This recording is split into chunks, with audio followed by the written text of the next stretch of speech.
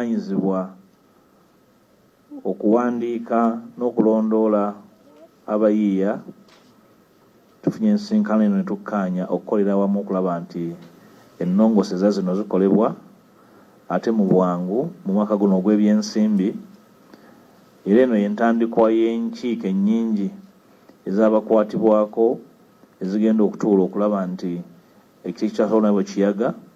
kyeyaleeta kikolebwako nga tukolera wamu, kubanga kyekireeta ku lulwengo omwo tuganyirwamu naye okuganyirwa abo abali mu mulimu gw'obuyiiya n'okutetenkanya nga bakozesa ebitone byabwe. Ensonga eriwo ye ya buyimba obwo owulira ng'okubya akasimu oli n'owulira akayimba k'omuyimbi nga kayimba. Ku siringi 10 gwe z'osasula gwakawuliriza, omuntu yakawandiika oba akayimba afunako siringi emu. Sente zisinga ne zitwalibwa ebitongole ebyo ne babbulooka baabyo. N'olwekyo twagala nga omuyimbi waffe Kabakko bw'aba ayimbye akayimba tiyetaaga agenda ku stage ku performinga. Ebyo byonna twagala biteeka mu nnongoosereza eno ng'amawanga amalala bwe gakola. Abe nga n'omuzadde ali eyo ng'omwana we ayimba nga omugambi genda oyimbe, genda ozanye, genda okole bw'oti, kubanga ajja kukifuna mu butereevu. N'olwekyo be tuli mu kutereeteekanya. Tuzze okunoganya okulaba tutya bwe tugenda okukolagana etteeka ery'ennongoosereza ya copyright nga twagala okukolaganira ewamu. Era tuvudde mu lukiiko luno nga leader of opposition saako ne group yaffe tukkiriza nti tugenda kukolaganira wamu ne different stakeholders okulaba nti etteeka lino tulikola mu bulamba bwalyo. Etteeka lino saalireeta for showbiz oba saalireeta bwannamunigina ku gasanze, wabula gavumenti bwe beevuddeyo okulaba nti ebinyiga omuyiiya yonna gyali nga erirwedde okusapootinga etteeka lino okubeera refined. Tewali nsonga lwaki ŋŋaana okukolaganira ewamu nabo okulaba butya bwe tusobola okukola ku tteeka lino liyambe oyo omuyiiya. Tuli basanyufu nnyo era twebaza nnyo Honorable Kiyaga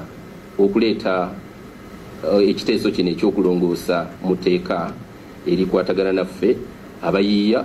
oba bannabitone.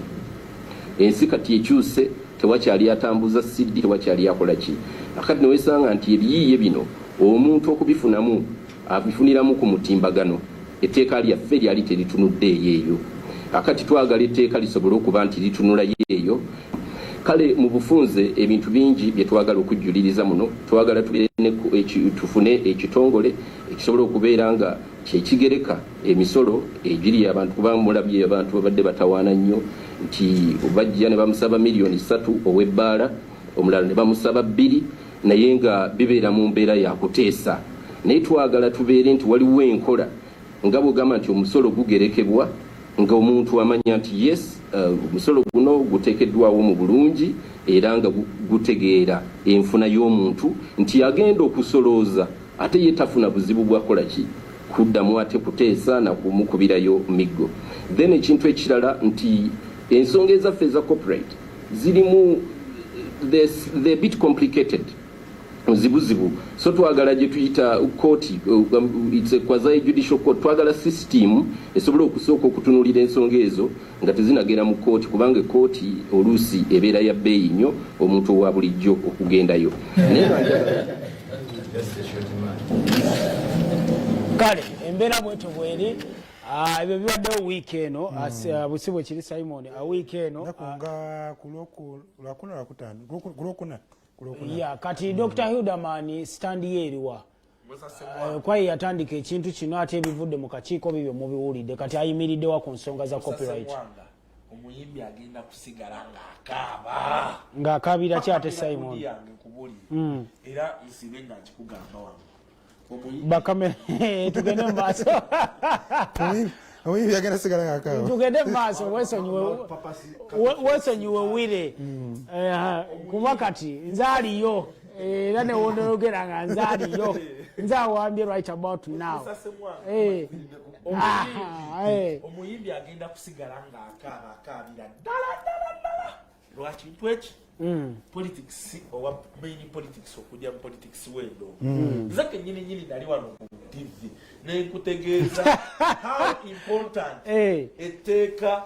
gundi private members bill omusajja Yudamani gyasabye okugenda okuwummulamu okuleeta ennongooseza mu tteeka lya copyright law okuva nga mugenzi radio akyaliwo ng'abayimbi kye tukaabira kyekyo copyright law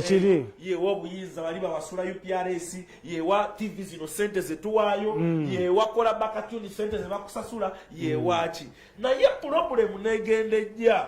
abayimbi b'NRM sigambye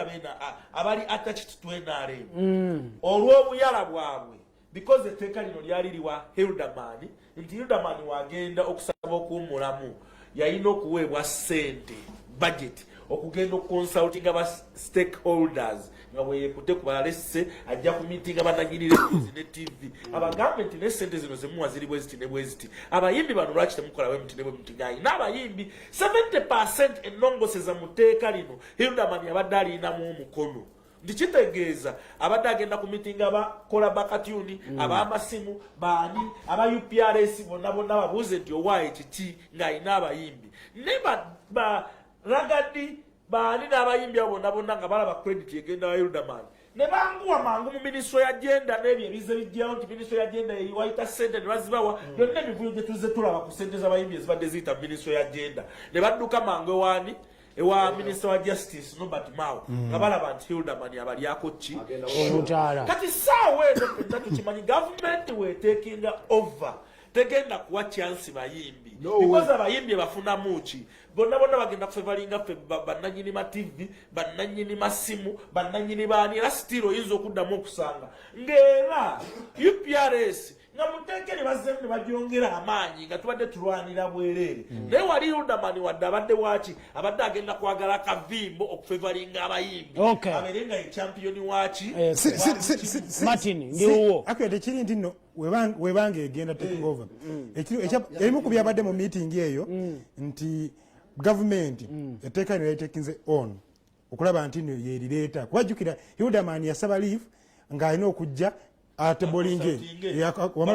consultations ezimala okuggwa ajja atebolinge byakoze ki byajjeeri so kati kyazzeeyo nti gavumenti yeddiza omulimu ogwo egenda kuddamu consulting ku bbaga erya copyright era ejjo lireeta mu palamenti kyakitera nti kati byazzeeyo bigenze wa minisita wa justice ejjo lireeta omukulu Nobert Mao nakati wane kyabaddewo harmonization nti Yudamani ne banne abadde bagenda omuyamba ku nsonga eno nga bakkiriziganya ne bali eri nti ffe byaffe bye bino mubiteekemu oshegeera nti bino ne bino so balina kusaba nnyo nti bibaawaayo oba bibaawadde ebirowoozo nti bimaintainingibwa basale nnyo naye alejjukiro n'aleeta asigaza final ayanjula byonna naye ate ejjukira nti nno yaba akulembeddemu essaawa ezo oshegeera so kati kyazze nti Yudamani tajja lireeta mu palamenti minisita wa justice mu budde obutuufu ajja lireeta kati abayimbi bwe banaabayita balina okujja bwe banaalekera bano abagendayo ab'olubatu bajja bategeerera bajja bategeerera era gye nakugamba ne bandaba bubi abamu ne bampaabira n'okumpaabira neeno yali yakukola ki yali yakutegeera butegeezi ekizibu kye ndongo mu ggwanga Uganda bebayimbi aba bali because saawa eno opportunity yali nene eri industry bonna okubakinga eri emabega wa Yudamani TV ezo zitunyigiriza tibukeddeeyo lwaki ewaayo miliyoni lesse 10 omwaka embutikizi naye ate ffenna si ffenna because abantu abati amateeka nga bolaba less vision nation media na gundi abalaki bawaayo because togenda kukwata kaledio ke bundi bujjo okasaba miliyoni otegeera ati chovola afe tuba signing so muyimbi okujja na ino kusigninga nzikiriza kati tumaze banga ndoza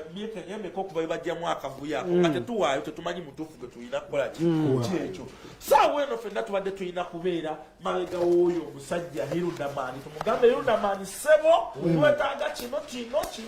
mu tteeka lyaffe. Kyenjagala nze okwebazaako baganda bange njagala okwebaza Dr. Hirudamani oyo nti ayawukanye ku bayimbi abalala badde bagenda mu nnyumba ya paalamenti at least ko ye tumulabye tuweyo kumanya tulabyeko bayimbi bangi kuvadde ngani Anko kato Anko kato oli omukyalo omulokole babirye muyimbi kyomulala awo yadda bade bangi bayida bade bayimbi bangi naye nga tulabako impact yaabwe bagyogeraho nga bagenda mu campaign batuuka tutuddamu kubala kujja kubala mu nkuba za parliament nga bajjako voice poll naye kati Hirudamani mulaba nti yafitinga mbwa honorable aya musajja aleese ekirowoozo ekirungi Hirudamani eyo achievement yamannyo in fact ensobi Hirudamani gye yakola oba bayimbi gye bafuddeyo kono wakundowoozayo eyinza okuyamba ensobi Hirudamani gye yakola eryegi weyandirabye etteeka eryo yandibadde oba ali wala ekyo magolo w'enaremu osanga abayimbi twandifunyemu because wane kiri mu kututta Hirudamani wa people power yalireese oyinza oli gwoli wadde nga nagenda lisobwala litambuza nekiri awo nti abantu bali mu politics balina okumanya engeri baleetamu ebintu nti nze bwe nkireeta bwe nti bagenda kiraba tetulina okumanya oba kirina okusaba kikimu nti bano abayimbi abadde basinkana minisita bagendeyo n'ebigendererwa bya industry si ebyabwe ng'abantu balowooze nnyo ku industry at large si bonga individuals mu byobufuzi abo abantu tewali akiikirira muntu bakimayo ssente zaabwe bonga bo abayimbi abanene batudde emabbali ati banakolaki kino ekintu bakijja wa save Uganda music simanyi biti byonna byonna ati abayimbi boogedde ebbanga lyonna abayimbi boogedde ebbanga lyonna so gwe guno omukisa nti abakutte etteeka eryo bajje bakonsultinga abayimbi bye banaafuna biteekebwe mu nkola government will taking over tasobola kufebalinga gundi era egenda kufebalinga vision nga kwenyigiriza nti vision gyegenda okufebalinga kampuni y'amasimu ewaayo omusolo era basigale baba bavudde ku 7% eyakola bakatuni babongereko 1%. naye tukyaliko ebyo Simon etteeka lino liribaawo etteeka lyayisibwa kuba ngamba weeriri naye buze okulirongoosa balirongoosa mu feva y'abo abalina okulifunamu kuba mwaka ku mwaka buli kimu kyetwogera kyetuliko mwaka ku mwaka tubadde tuli mu kwogerera eri mu mabbali nti ono yatuuse eryayisibwa turikolanga nalyo naye nga weeri jukira tulinawo obulango wali emaaso naye ate n'olupapula lw'enkutte bukedde wanca kuleetedde ekyabadde wa David Lutalo bagambye bamufukamiza mu kabisi kandagala manager Kayemba Solo wuno wano gwe tubadde twogerako ne chairman Nyanzi wuno ne Shakira wuno mande mujja kujja mande kakati okujjako nekirala bana bukedde ali ku lusu 10 loko wasana n'empaka zaago nsinza butaziyogera ezirwa eza mistwali kubanga wandi yatukiikiridde bulungi sayidi zeeyo kati yoza ne Lawrence Mukasengeri gye yaliddemu emmere kati yoza Neti baba mwana muwala Nabulya banango mwana abalidde emmere kati yoza mwana muwala Nabulya Kavuma weno w'ekyaddondo omanyi zibadde bakola regional contests Buganda Central bityo Central Eastern bityo so omwana no kuva mu Central region era wawano Kyaddondo yawangudde Uganda abamuna Kyaddondo gomboli ya Ssaabasajja Kabaka awangula mistwalizimu afuna ki ayina triple US bamwade triple US nebirabo biraba bingi nnyo mistwalizimu bakibaddemu era kyetusaba nti nno Nabulya ng'eyawangudde bamukozesa okukola nti atumbula ebyobulambuzi mu ggwanga amazima gali ng'omuntu Ssemwanga kyolina omanya mistwalizimu oyo mbaddemu ne PR gwe bafuna omubi ku finaali emmotoka ogabye enkadde ogabye emmotoka enkadde simanya biki kati abantu bakole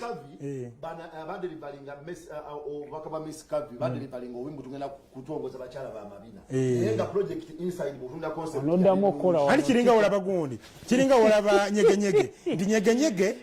akyogera eno akisiga ekifaananyi kibi akituukamu eringa musa ekituuseemu alaba ekirungu gali masannaale kati nemisuwalize era okudamu ntwalayo mudaala nemisikavi eno bakyogeranga bubi ntwala mudaala munyeganyege bamuganda wa epas yakuvuddeyo n'agula kawundo ne bano abagundi bo mu kucajinga amasimu ate empaka ziza mirundi ebize tulina ano sofe ziri organize misituwalizemu ne Miss Uganda ndoze zibadde zikyatambula Brenda Nanyonjo banange yalaga Brenda Nanyonjo mwali covid yabadde amusumbuwa tumiddeko Brenda Nanyonjo covid yabadde amusumbuwa nti zino ulibadde bategeka ne wajjawo covid myaka ndoza nga 3 kakati bavude mu covid ndoza bijja kubeerayo kale Martin tugenda mu kalango kali ke mwayogeddeko naye nga tetunakagendamu mbadde njagala oba tukole eki oba tutumire oba tukuba oluyimba naye nga waziise obamuyitanga Superboy Mondero masimu bandu ku radio station Mahadi tuveyo tusasirako family ye nawe mukama katonda akusasire Superboy wange boy wange